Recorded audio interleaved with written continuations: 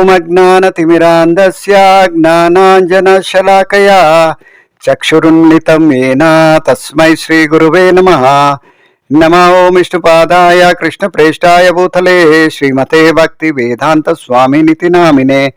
ನಮಸ್ತೆ ಸರಸ್ವತಿ ದೇವೆ ಗೌರವಾಣಿ ಪ್ರಚಾರಿಣೆ ನಿರ್ವಿಶೇಷ ಶೂನ್ಯವಾದಿ ಪಾಶ್ಚಾತ್ಯ ದೇಶತಾರಿಣಿ. जय श्री कृष्ण चैतन्य प्रभु नित्यानंद श्री अद्वैत गदाधर श्रीवासादि गौरभक्तवृंद. हरे कृष्ण कृष्ण कृष्ण हरे हरे, हरे राम राम राम हरे हरे. हरे कृष्ण. एल्रिगू आत्मीय स्वागत. भगवद्गीता यथारूप अध्याय 9 श्लोक 26. पत्रं पुष्पं फलं तोयं यो मे भक्त्या प्रयच्छति तदहं भक्ति उपरुतम् ಅಶ್ನಾಮಿ ಪ್ರಯತಾತ್ಮನಃ. ಅನುವಾದ: ಯಾರಾದರೂ ನನಗೆ ಪ್ರೀತಿ ಮತ್ತು ಭಕ್ತಿಗಳಿಂದ ಒಂದು ಎಲೆ, ಒಂದು ಹೂವು, ಒಂದು ಹಣ್ಣು ಅಥವಾ ಒಂದಿಷ್ಟು ನೀರನ್ನು ಅರ್ಪಿಸಿದರೆ ನಾನು ಅದನ್ನು ಸ್ವೀಕರಿಸುತ್ತೇನೆ. ಹರೇ ಕೃಷ್ಣ. ಇದು ಅನುವಾದ. ನಂತರ ಭಾವಾರ್ಥನ. ಸುಮಾರು 2 ಪುಟ ಅಷ್ಟು ಇರೋದ್ರಿಂದ ಈ ಶ್ಲೋಕಕ್ಕೆ ನಾವು 2-3 ದಿವಸ ಅಥವಾ 4 ದಿವಸ ಆದರೂ ಚರ್ಚೆ ಮಾಡಬೇಕಾದ ಅವಶ್ಯಕತೆ ಇದೆ. ಸಾಕಷ್ಟು ವಿಷಯಗಳನ್ನು ಪ್ರಭುಪಾದರು ತಮ್ಮ ಭಾವಾರ್ಥದಲ್ಲಿ ಹೇಳಿದ್ದಾರೆ. ಆದ ಕಾರಣ ನಾವು 1 ಪುಟ ಅಥವಾ ಅರ್ಧ ಪುಟದಷ್ಟು ತಗೊಂಡು ಒಂದೊಂದು ದಿವಸ ನಾವು ಚರ್ಚೆ ಮಾಡೋದಕ್ಕೆ ಶುರು ಮಾಡೋಣ.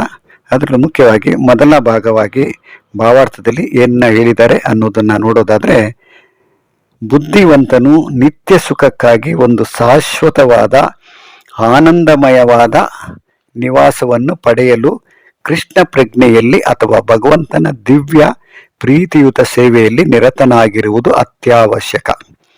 ಇಂತಹ ಆಶ್ಚರ್ಯಕರವಾದ ಫಲಿತಾಂಶವನ್ನು ಸಾಧಿಸುವ ವಿಧಾನ ಬಹು ಸುಲಭವಾದದ್ದು. ಬಡವರಲ್ಲಿ ಬಡವರಾಗಿದ್ದು ಯಾವ ಅರ್ಹತೆಯೂ ಇಲ್ಲದವರು ಇದನ್ನು ಪ್ರಯತ್ನಿಸಬಹುದು. ಇದಕ್ಕೆ ಅಗತ್ಯವಾದ ಏಕೈಕ ಅರ್ಹತೆ ಎಂದರೆ ಶುದ್ಧ ಭಕ್ತನಾಗಿರುವುದು. ಮನುಷ್ಯನು ಏನಾಗಿದ್ದಾನೆ, ಅವನ ಸ್ಥಿತಿ ಏನು, ಯಾವುದೂ ಮುಖ್ಯವಲ್ಲ. ಈ ವಿಧಾನವು ಎಷ್ಟು ಸುಲಭ ಎಂದರೆ, ನಿಜವಾದ ಪ್ರೀತಿಯಿಂದ ಪರಮಪ್ರಭುವಿಗೆ ಒಂದು ಎಲೆಯನ್ನಾಗಲಿ ಹಣ್ಣನ್ನಾಗಲಿ ಒಂದಿಷ್ಟು ನೀರನ್ನಾಗಲಿ ಅರ್ಪಿಸಬಹುದು. ಪ್ರಭುವು ಅದನ್ನು ಸಂತೋಷದಿಂದ ಸ್ವೀಕರಿಸುತ್ತಾನೆ. ಆದುದರಿಂದ ಕೃಷ್ಣ ಪ್ರಜ್ಞೆಯು ಬಹು ಸುಲಭ, ಎಲ್ಲರಿಗೂ ಸಾಧ್ಯವಾದದ್ದು. ಯಾರನ್ನು ಅದರಿಂದ ದೂರವಿಡಲು ಸಾಧ್ಯವಿಲ್ಲ. ಈ ಸರಳವಾದ ವಿಧಾನದಿಂದ ಕೃಷ್ಣ ಪ್ರಜ್ಞೆಯನ್ನು ಸಾಧಿಸಿ ನಿತ್ಯ ಜ್ಞಾನಾನಂದದ ಅತ್ಯುನ್ನತ ಪರಿಪೂರ್ಣತೆಯ ಬದುಕನ್ನು ಪಡೆಯುವುದು ಬೇಡ ಎನ್ನುವ ಮೂರ್ಖನು ಯಾರು? ಕೃಷ್ಣನಿಗೆ ಪ್ರೇಮಪೂರ್ವಕ ಸೇವೆ ಮಾತ್ರವೇ ಬೇಕು, ಬೇರೇನೂ ಬೇಡ. ತನ್ನ ಪರಿಶುದ್ಧ ಭಕ್ತರಿಂದ ಒಂದು ಸಣ್ಣ ಹೂವನ್ನು ಸಹ ಆತನು ಸ್ವೀಕರಿಸುತ್ತಾನೆ. ಭಕ್ತನಲ್ಲದವನಿಂದ ಆತನು ಏನನ್ನೂ ಬಯಸುವುದಿಲ್ಲ. ಆತನು ಸ್ವಯಂ ಪೂರ್ಣನು. ಆತನಿಗೆ ಯಾರಿಂದಲೂ ಏನೂ ಅಗತ್ಯವಿಲ್ಲ. ಆದರೂ ಆತನು ಪ್ರೀತಿ ವಿಶ್ವಾಸಗಳ ವಿನಿಮಯವೆಂದು ತನ್ನ ಭಕ್ತನ ಕಾಣಿಕೆಯನ್ನು ಸ್ವೀಕರಿಸುತ್ತಾನೆ. ಕೃಷ್ಣ ಪ್ರಜ್ಞೆಯನ್ನು ಬೆಳೆಸಿಕೊಳ್ಳುವುದೇ ಬದುಕಿನಲ್ಲಿ ಅತ್ಯುನ್ನತ ಪರಿಪೂರ್ಣತೆ. ಈ ಶ್ಲೋಕದಲ್ಲಿ ಭಕ್ತಿ ಎನ್ನುವುದನ್ನು 2 ಬಾರಿ ಬಳಸಿದೆ. ಕೃಷ್ಣನ ಬಳಿಗೆ ಹೋಗಲು ಭಕ್ತಿ ಸೇವೆಯೊಂದೇ ಮಾರ್ಗ ಎಂದು ಒತ್ತಿ ಹೇಳುವುದು ಇದರ ಉದ್ದೇಶ. ಬ್ರಾಹ್ಮಣನಾಗುವುದು, ವಿದ್ವಾಂಸನಾಗುವುದು, ಬಹು ಶ್ರೀಮಂತನೋ ತತ್ವಶಾಸ್ತ್ರಜ್ಞನೋ ಆಗುವುದು, ಇಂಥ ಯಾವುದೇ ಸಾಧನವು ಯಾವುದೇ ಕಾಣಿಕೆಯನ್ನು ಸ್ವೀಕರಿಸುವಂತೆ ಕೃಷ್ಣನ ಮನವನ್ನು ಒಲಿಸಲಾರದು. ಭಕ್ತಿಯ ಮೂಲ ತತ್ವವಿಲ್ಲದೆ ಯಾರಿಂದಲೇ ಆಗಲಿ ಯಾವ ಕಾಣಿಕೆಯನ್ನೇ ಆಗಲಿ ಸ್ವೀಕರಿಸುವಂತೆ ಪ್ರಭುವಿನ ಮನಸ್ಸನ್ನು ಒಲಿಸಲು ಸಾಧ್ಯವಿಲ್ಲ. ಭಕ್ತಿ ಯಾವಾಗಲೂ ಕಾರಣಾತ್ಮಕವಲ್ಲ. ಈ ಪ್ರಕ್ರಿಯೆ ನಿತ್ಯವಾದದ್ದು. ಪರಾತ್ಪರ ಪೂರ್ಣತೆಗೆ ಸೇವೆಯಲ್ಲಿ ಅರ್ಪಿಸುವ ನೇರ ಕ್ರಿಯೆ ಭಕ್ತಿ. ಭಾವಾರ್ಥ ಇನ್ನೂ ಇರೋದ್ರಿಂದ ಈಗ ನಾನಿಲ್ಲಿ ಈ ಭಾಗದಲ್ಲಿ ಭಾವಾರ್ಥ ಓದಿದ ವಿಷಯದ ಬಗ್ಗೆ ಚರ್ಚೆ ಮಾಡೋದಾದರೆ, ಮೊಟ್ಟ ಮೊದಲನೇದಾಗಿ ಭಕ್ತಿ ಅನ್ನೋ ಶಬ್ದನ ಭಗವಂತ ಇಲ್ಲಿ 2 ಬಾರಿ ಉಚ್ಚಾರಣೆ ಮಾಡಿದ್ದಾನೆ. ಪತ್ರಂ ಪುಷ್ಪಂ ಫಲಂ ತೋಯಂ ಯೋಮಿ ಭಕ್ತಿಯ, ನಂತರ ತದಹಂ ಭಕ್ತಿ ಉಪರುತಂ ಅಶ್ನಾಮಿ ಪ್ರಯತಾತ್ಮನ. ಅಂದರೆ ಭಗವಂತನನ್ನು ನಾವು ಒಲಿಸ್ಕೊಡೋದಕ್ಕೆ ಅಥವಾ ಭಗವಂತನಿಗೆ ಏನು ಬೇಕೋ ಅದನ್ನು ಕೊಡೋದಕ್ಕೆ ಭಕ್ತಿ ಮಾತ್ರ ಕಾರಣ. ಅದರಲ್ಲೂ ಭಕ್ತಿಯಿಂದ ಮಾತ್ರ ಭಗವಂತನನ್ನು ಆರಾಧನೆ ಮಾಡೋದಾಗಲಿ, ಭಗವಂತನನ್ನು ಸೇವೆ ಮಾಡೋದಾಗಲಿ, ಪ್ರತಿಯೊಂದಕ್ಕೂ ಭಕ್ತಿನೇ ಕಾರಣ ಅನ್ನೋ ರೀತಿಯಲ್ಲಿ ಭಗವಂತ ಇಲ್ಲಿ 2 ಬಾರಿ ಭಕ್ತಿ ಅನ್ನೋ ಶಬ್ದನ ವರ್ಣನೆ ಮಾಡಿದ್ದಾನೆ. ಅದರಲ್ಲಿ ಪ್ರಭುಪಾದರು ಭಾವಾರ್ಥದಲ್ಲಿ ಕೃಷ್ಣ ಪ್ರಜ್ಞೆಯಲ್ಲಿ ಅಥವಾ ಭಗವಂತನ ದಿವ್ಯ ಪ್ರೀತಿಯುತ ಸೇವೆಯಲ್ಲಿ ನಿರತರಾಗಿರುವುದು ಅತ್ಯವಶ್ಯಕ ಅಂತ ಹೇಳ್ತಾ ಇದ್ದಾರೆ. ಅದರಲ್ಲೂ ಆಶ್ಚರ್ಯಕರವಾದ ಫಲಿತಾಂಶ ಕೂಡ ನಮಗೆ ಸಿಗತ್ತೆ.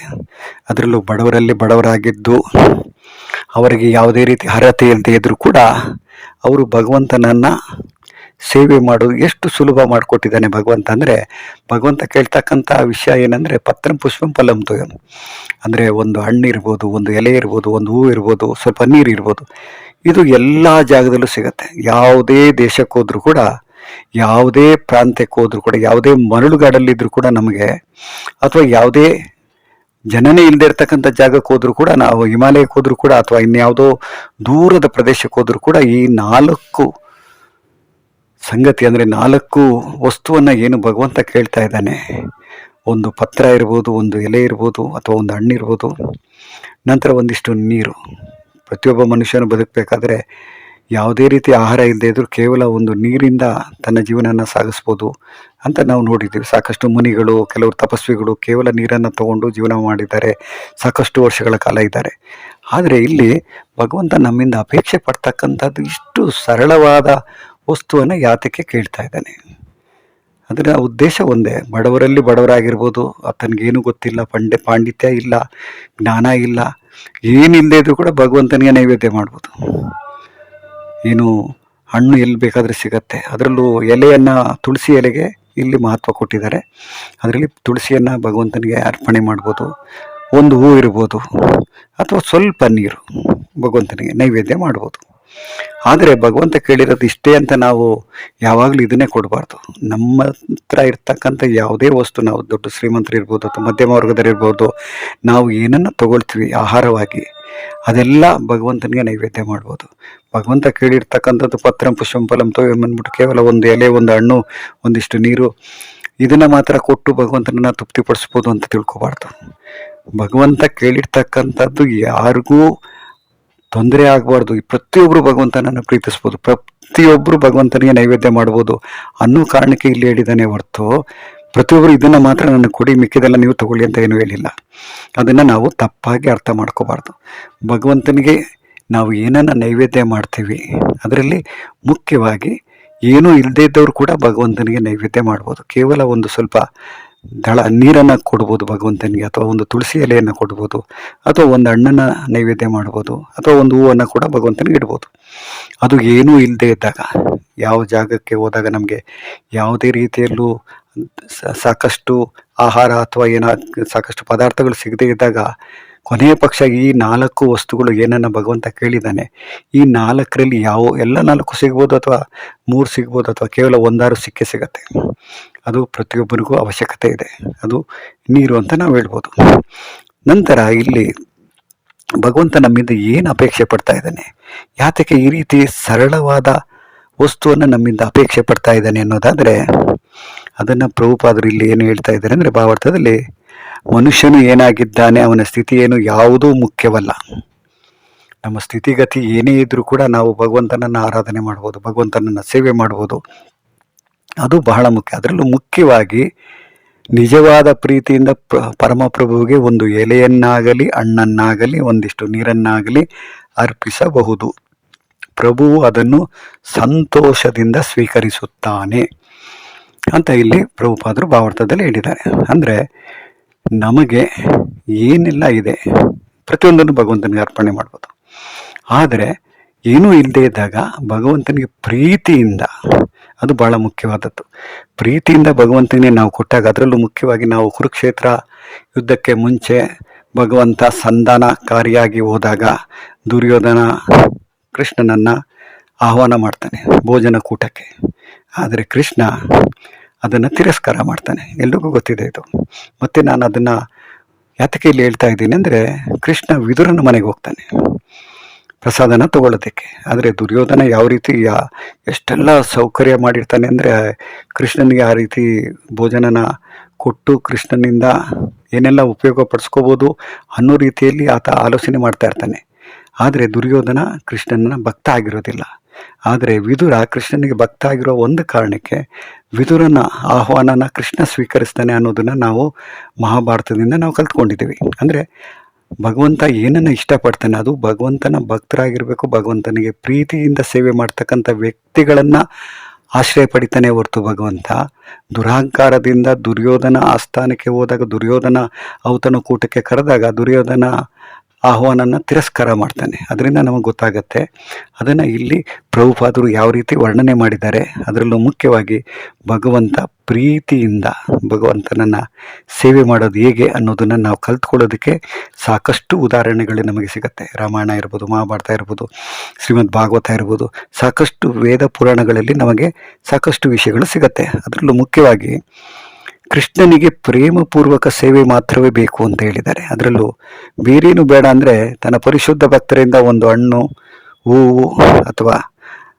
ನೀರನ್ನು ಕೂಡ ಭಗವಂತ ಸೇವಿಸ್ತಾನೆ. ಆದರೆ ಆತನಿಗೆ ಅದರ ಯಾವುದರ ಅಗತ್ಯ ಕೂಡ ಇಲ್ಲ. ಯಾಕಂದರೆ ಭಗವಂತ ಆತ್ಮಾರಾಮ. ಭಗವಂತನಿಗೆ ನಾವು ಕೊಡ್ತಕ್ಕಂಥ ಹಣ್ಣಾಗಲಿ, ಹೂವಾಗಲಿ, ಎಲೆ ಆಗಲಿ, ಏನು ಜಲ ಆಗಲಿ ಯಾವುದರ ಅವಶ್ಯಕತೆಯೂ ಇಲ್ಲ. ಭಗವಂತ ಸ್ವಯಂ ಪೂರ್ಣ, ಅಂದರೆ ಸ್ವಯಂ ತೃಪ್ತನಾಗಿರ್ತಕ್ಕಂಥ ಭಗವಂತ ಕೇವಲ ತನ್ನ ಭಕ್ತರ ಅಪೇಕ್ಷೆಗಳನ್ನು ಈಡೇರಿಸೋಕೆ ಒಂದೇ ಕಾರಣಕ್ಕೆ ಈ ರೀತಿ ನಮ್ಮಿಂದ ಏನೆಲ್ಲ ತಗೋಬೋದು, ಏನನ್ನು ನಾನು ಸ್ವೀಕಾರ ಮಾಡ್ತೀನಿ, ಅದಕ್ಕೆ ಅರ್ಹತೆ ಏನು ಅನ್ನೋದನ್ನು ವರ್ಣನೆ ಮಾಡ್ತಾ ಇದ್ದಾನೆ. ಅದು ಮುಖ್ಯವಾದ ವಿಷಯ. ಯಾಕೆಂದರೆ ಭಗವಂತ ಆತ್ಮರಾಮ ಅಂತ ಹೇಳಿದಾಗ ಪ್ರತಿಯೊಂದು ಲೋಕಕ್ಕೂ ಪ್ರತಿಯೊಂದಕ್ಕೂ ಯಜಮಾನ ಆಗಿರ್ತಕ್ಕಂಥ ಭಗವಂತ ಯಾತಕ್ಕೆ ನಮ್ಮಿಂದ ಬೇಡ್ತಾ ಇದ್ದಾನೆ. ನಾವು ಭಗವಂತನಿಗೆ ಏನು ತಾನೇ ಕೊಡೋಕ್ಕಾಗತ್ತೆ? ಸಮುದ್ರದ ನೀರನ್ನು ನಾವು ತಗೊಂಡು ನೋಡಿದ್ರೆ ಸಮುದ್ರದಲ್ಲಿರ್ತಕ್ಕಂಥ ಒಂದೇ ಒಂದು ಹನಿಯಾಗಿರ್ತಕ್ಕಂಥ ನಾವು ಸಮುದ್ರಕ್ಕೆ ಏನನ್ನು ಕೊಡೋಕ್ಕಾಗತ್ತೆ? ಅದೇ ರೀತಿ ಕೆಲವರು ಗಂಗಾ ನದಿಗೆ ಹೋದಾಗ ಗಂಗೆಗೆ ಅರ್ಪಣೆ ಮಾಡೋಕ್ಕೆ ಶುರು ಮಾಡ್ತಾರೆ. ಯಾಕಂದರೆ ಗಂಗೆ ವಿಶಾಲವಾಗಿರುತ್ತೆ.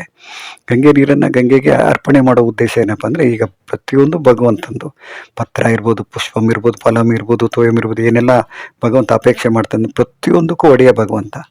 ಆದರೆ ಅದನ್ನು ಭಗವಂತನಿಗೆ ಅರ್ಪಣೆ ಮಾಡೋದು ಯಾವ ರೀತಿ ಇರಬೇಕಂದ್ರೆ, ಅದು ಭಕ್ತಿಯಿಂದ ಪ್ರೀತಿಯಿಂದ ಭಗವಂತನಿಗೆ ನಾವು ಕೊಟ್ಟಾಗ ಮಾತ್ರ ಅದನ್ನು ಭಗವಂತ ಸ್ವೀಕಾರ ಮಾಡ್ತಾನೆ. ಅದರಲ್ಲೂ ಮುಖ್ಯವಾಗಿ ಈ ಶ್ಲೋಕದಲ್ಲಿ ಭಕ್ತಿಯನ್ನು 2 ಸಾರಿ ಭಕ್ತಿಯನ್ನು ಪದನ ಉಪಯೋಗಿಸಿರೋದು ನಾವು ಅರ್ಥ ಮಾಡ್ಕೋಬೇಕಾಗಿರ್ತಕ್ಕಂಥದ್ದು. ನಾನು ಬ್ರಾಹ್ಮಣ, ವಿದ್ವಾಂಸ, ಶ್ರೀಮಂತ ಇದು ಯಾವುದರ ಅವಶ್ಯಕತೆಯೂ ಇಲ್ಲ ಭಗವಂತನನ್ನು ಒಪ್ಸೋದಕ್ಕೆ. ಅದರಲ್ಲೂ ಮುಖ್ಯವಾಗಿ ಯಾವ ರೀತಿ ಕಾಣಿಕೆಯನ್ನು ಭಗವಂತ ಇಷ್ಟಪಡ್ತಾನೆ ಅನ್ನೋದನ್ನು ನಾವು ನೋಡ್ತಾ, ನಂತರ ಭಕ್ತಿ ಯಾವಾಗಲೂ ಕಾರಣಾತ್ಮಕವಲ್ಲ. ಅದಕ್ಕೆ ವಿಶೇಷವಾದ ಅರ್ಹತೆ, ವಿದ್ಯೆ, ಶ್ರೀಮಂತಿಕೆ ಇದು ಯಾವುದು ಕೂಡ ಇರೋದಿಲ್ಲ. ಭಕ್ತಿಗೆ ಯಾವುದೇ ಕಾರಣ ಇಲ್ಲ. ಭಕ್ತಿಗೆ ಭಗವಂತನನ್ನು ಭಕ್ತನಾಗೋದಕ್ಕೆ ನಾನು ಈ ರೀತಿ ವಿದ್ಯಾಭ್ಯಾಸ ಮಾಡಿರಬೇಕು, ನನಗೆ ಸಂಸ್ಕೃತ ಜ್ಞಾನ ಇರಬೇಕು, ಅಥವಾ ನಾನು ಪಾಂಡಿತ್ಯ ಹೊಂದಿರಬೇಕು, ನನಗೆ ಎಲ್ಲ ರೀತಿ ಭಾಷೆಗಳು ಗೊತ್ತಿರಬೇಕು, ಈ ರೀತಿ ಯಾವುದೇ ರೀತಿ ಅರ್ಹತೆ ಇಲ್ಲ. ಕೇವಲ ಭಕ್ತಿ ಅಂದರೆ ಭಗವಂತನನ್ನು ಸೇವೆ. ಅದರಲ್ಲೂ ಪ್ರೀತಿಯಿಂದ ಭಗವಂತನನ್ನು ನಾವು ಸೇವೆ ಮಾಡಿದಾಗ ನಮ್ಮ ಸೇವೆಯನ್ನು ಭಗವಂತ ಸ್ವೀಕರಿಸ್ತಾನೆ. ನಂತರ ಮುಂದಿನ ಭಾಗವನ್ನು ನಾವು 2-3 ಕಂತುಗಳಲ್ಲಿ ಅದರ ಬಗ್ಗೆ ವರ್ಣನೆ ಮಾಡೋದಕ್ಕೆ ಪ್ರಯತ್ನ ಮಾಡ್ತೀನಿ. ಹರೇ ಕೃಷ್ಣ.